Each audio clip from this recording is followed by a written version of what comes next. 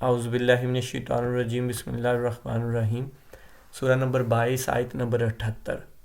وجاہدوا فی اللہ حق جہادہ هو اجتباکم وما جعل علیکم فی الدین من حرج ملۃ ابیکم ابراہیم هو سماکم المسلمین من قبل وفی ھذا لِيَكُونَ الرَّسُولُ شَهِيدًا عَلَيْكُمْ وَتَكُونُوا شُهَدَاءَ عَلَى النَّاسِ فَأَقِيمُوا الصَّلَاةَ وَآتُوا الزَّكَاةَ وَاعْتَصِمُوا بِاللَّهِ هُوَ مَوْلَاكُمْ فَنِعْمَ الْمَوْلَىٰ وَنِعْمَ النَّصِيرُ۔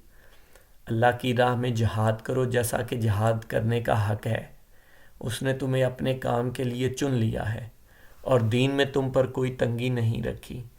قائم ہو جاؤ اپنے باپ ابراہیم کی ملت پر۔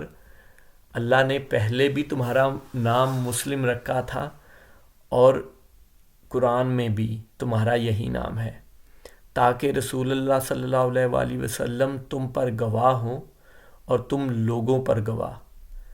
پس نماز قائم کرو، زکوٰۃ دو اور اللہ سے وابستہ ہو جاؤ۔ وہ ہے تمہارا مولا، بہت ہی اچھا ہے وہ مولا اور بہت ہی اچھا ہے وہ مددگار۔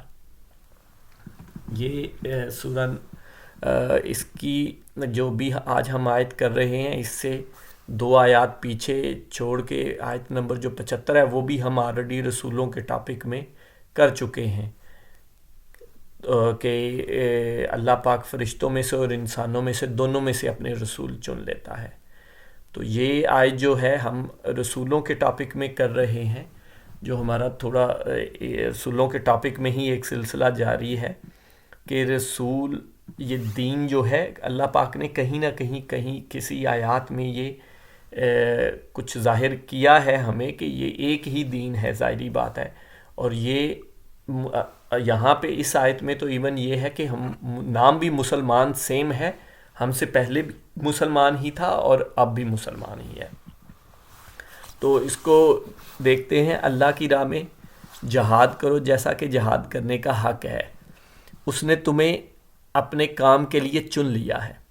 تو یہ اللہ کی راہ میں جہاد کرنا، جدوجہد کرنا، وہ جدوجہد کسی قسم کی بھی ہو سکتی ہے، اس کو صرف وہ قتال سے نہیں وہ جوڑ دینا چاہیے۔ وہ جدوجہد اللہ کے دین کو پھیلانے کی جدوجہد ہے، بہت ساری جدوجہد ہو سکتی ہیں، تو یہ جہاد ہے۔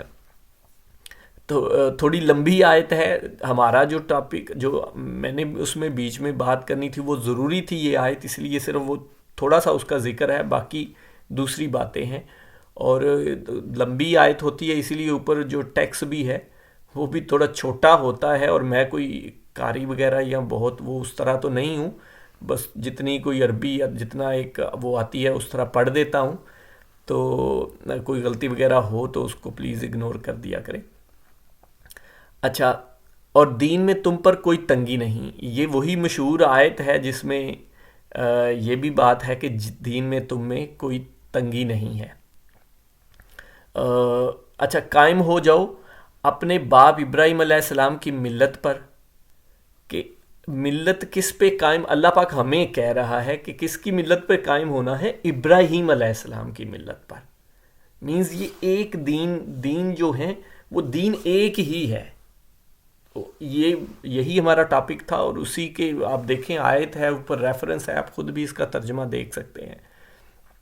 اچھا، اگلی جو مین بات وہ جس کے لیے یہ آیت کی ہے، اللہ نے پہلے بھی تمہارا نام مسلم رکھا تھا، اور اس قرآن میں بھی پہلے بھی مسلمان ہی تھے، وہ بھی مسلمان ہی ہیں۔ جب یہ ہماری سوسائٹی میں یہاں سے ہی بات سٹارٹ کی تھی، ہماری سوسائٹی میں اگر یہ بات کی جائے نا کہ وہ پہلے بھی جو امتیں تھیں وہ بھی مسلمان ہی تھے، تو وہ بڑے حیران ہوتے ہیں، بلکہ مانتے ہی نہیں، اور وہ عجیب سی بحث اور عجیب سی سچویشن بن جاتی ہے کہ یار یہ کیا بات کر رہا ہے۔ حالانکہ یہ قرآن کی بات ہے، یہ قرآن پاک کی آیت ہے، ریفرنس نمبر اوپر ہے، آپ خود بھی دیکھ سکتے ہیں۔